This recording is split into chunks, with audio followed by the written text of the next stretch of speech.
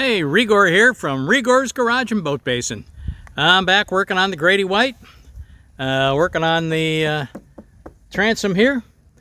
That's going to be the topic I'm trying to, in this video, take and level the top of the transom here. That's what the video is about. If you like it, I hope you please like and subscribe, and thanks for watching.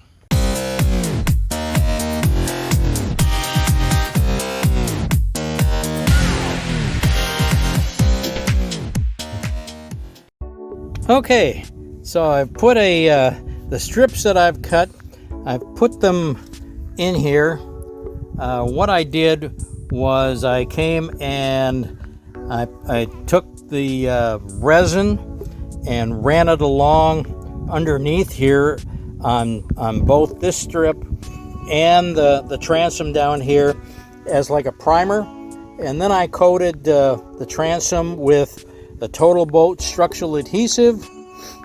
Put this in. Well, of course I did a dry fit, and you can see it seems to fit. And then to hold it down, I used my handy dandy Sears Craftsman pin nailer, and you can see each of the little, I don't know if you can see the little white mark right there. That's a 23 gauge pin nail. And what it is, I'm using 1-inch stainless steel pin nails, and it pushes down on the strip to hold it in place. Now I need one more, so I'll have to do this again and put another strip in and pin nail it again, but it'll hold it in place while the resin sets. So that's how I've gotten so far. Going to get to the point where I can sand this down, do some fairing, and then wrap it in a couple layers of 1708 and coat it with gel coat. So that's what's going on. Okay, so the next step here, I took the angle grinder, that being that little beast right there, and I smoothed out the top of the transom, and basically I sighted down the transom, if you take a look right here, and ground the inside smooth. Now the outside, that's structural putty, did a little grinding here, smooth it out. I need to extend this part a little further. This is the top of the transom. I need to fair this so that it comes up straight with the transom. So if you take a look right in that space right there, I need to put in some filler, and that's the next step. There's the basic shape for the top of the transom. Now I just need, of course, as always, do some sanding. As you can see, as I brought out the grinder here, and I did some grinding and some filling and smoothing of the top of the transom. So this is kind of the way it should be. If you take a look, I've done the inside. Let me see if I can get a good view here. And if you look down, it's pretty much level. Okay, let me show you here with the inside of the transom. And if you look at the outside and you look down, it's pretty much follows the outside of the transom. So this is the basic shape. I need to do some fine sanding with the instead of the angle grinder. I need to bring out some 80 grit and do the fine sanding on this. You notice some of the gaps here I filled in with the Total Boat structural putty. After this, we go to the just plain filler, kind of like Bondo. Okay, I'm making progress here. I've been using a little palm sander with 60 grit paper. You can see this is smooth. I've got to do some more sanding on this, but if you take a look, let me climb up here. The inside of the transom is faired. I mean, it's straight right here. I got to do something to create a cove. I wanted a 1/4 inch cove here. However,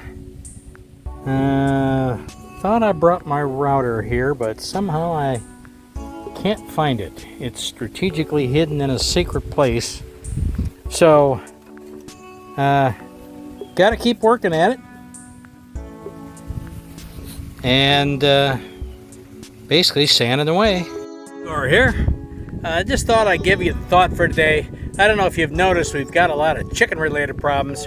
Today's chickens are just plain awful. And one of the problems is they speak a lot of foul language. Hope you get that. What I'm doing is fairing the transom, working again on the top. This should give me hopefully my final coat along the top, and then I'm starting to fill fair the transom. I'm using something called Super Polyfill from FGCI in St. Petersburg. Basically what I'll do with this is sand this down. I also started, I don't know, there was something here. I put a little here. So I've got to start moving around the boat and filling in all of these spots, smoothing it out. Now what I'm going to do after this, I'll sand this down so that it's flat, and then I'll put a coating of Chop Strand Matt on top of it. Tools. I use a little yellow Home Depot bucket. See, it's quality, Home Depot. And I clean my tools off. And then, of course, what I'm using here, this is a pallet from Harbor Freight. And I put a piece of cardboard on it that I use over and over and over again. Some people use cardboard. Some people use poster board, all kinds of things. But it's disposable. Putting some tools like the little ribbed roller that you can flatten out the air bubbles. One of the guys that advocates this is the guy at Fish Bump TV. They build boats, and this is what they advocate. It works great, no question about it. Tools, like this paper towel or leftover resin. Usually I leave this outside until after the resin cures or the acetone evaporates. Tools, I just wipe those off with the paper towel, but I leave the paper towel out here. And then down here I put the bucket in front of my toolbox. That seems to be fairly secure. I've had acetone in that bucket now for 3 weeks, and it works just fine. So there we go. Here working on the Grady white, I wrapped some Chop Strand Matt around the top of the transom.